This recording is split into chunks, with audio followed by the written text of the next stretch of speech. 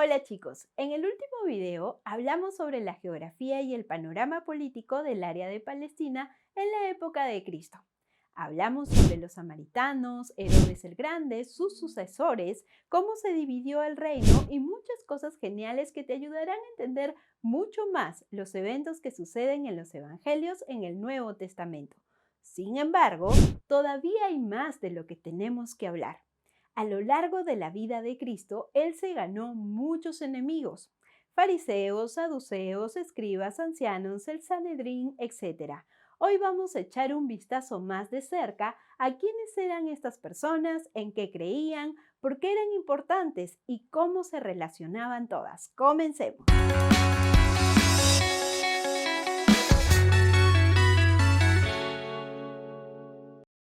Muy bien.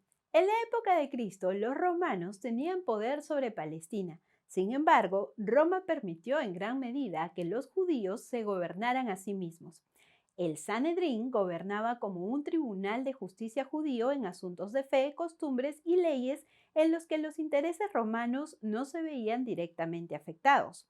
En otras palabras, el Sanedrín de Jerusalén era esencialmente el tribunal supremo judío. Recuerda, no había separación de iglesia y Estado en este momento. Los líderes religiosos solían ser también líderes civiles.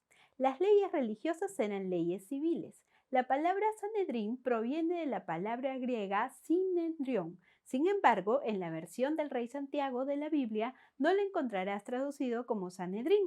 Lo encontrarás traducido como consejo, lo cual tiene sentido porque el Sanedrín era una especie de consejo compuesto tradicionalmente por 71 miembros, dirigido por el sumo sacerdote del templo. Ahora bien, ¿quiénes eran los miembros del Sanedrín?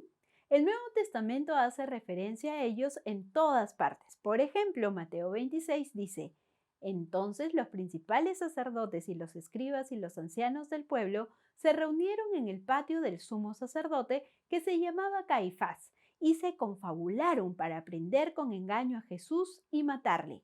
¿Por qué se reunieron estas personas con el sumo sacerdote Caifás? Porque Caifás, el sumo sacerdote, era el líder del Sanedrín. El Sanedrín estaba compuesto por sumos sacerdotes, escribas y ancianos. Los principales sacerdotes eran hombres de la tribu de Leví que trabajaban en el templo. En el Nuevo Testamento se menciona con frecuencia a los escribas. Ellos fueron quienes desarrollaron los detalles de la ley y la aplicaban a las circunstancias de su época. El título anciano tiene diferentes significados a lo largo de la Biblia. No obstante, cuando se trata de Sanedrín, estos eran solo hombres respetados y líderes comunitarios, generalmente de edad avanzada. Siempre que leas acerca de los principales sacerdotes, escribas y ancianos trabajando en conjunto, piensa en el Sanedrín. Piensa en los funcionarios del gobierno judío. Los miembros del Sanedrín generalmente pertenecían a dos grupos ideológicos: los fariseos y los saduceos. Casi se puede pensar en estos grupos como dos partidos religiosos y políticos opuestos. Estas dos ideologías abordaron las escrituras de diferentes maneras. Los fariseos creían que la ley oral, la tradición oral, era tan obligatoria como las escrituras. Eran más populares entre la gente común que los saduceos. No obstante, los saduceos ocupaban la mayor parte del Sanedrín. Los saduceos eran el grupo de sumos sacerdotes, familias aristocráticas y comerciantes, los elementos más ricos de la población. Eran más conservadores en lo que respecta a las escrituras. Solo las escrituras escritas eran obligatorias. Curiosamente, los saduceos no creían en cosas sobrenaturales como la resurrección, los ángeles o la otra vida, el cielo o el infierno. Los fariseos sí. Estas doctrinas eran un gran problema, por lo que no era difícil notar que estos dos grupos no se llevaban bien hasta que se unieron en contra de un enemigo en común como Jesús. A los fariseos no les gustaba Jesús porque lo veían como un hereje. Cristo los condenó y desafió sus tradiciones en cada oportunidad. A los saduceos no les agradaba Jesús porque enseñaba sobre la vida después de la muerte y la resurrección.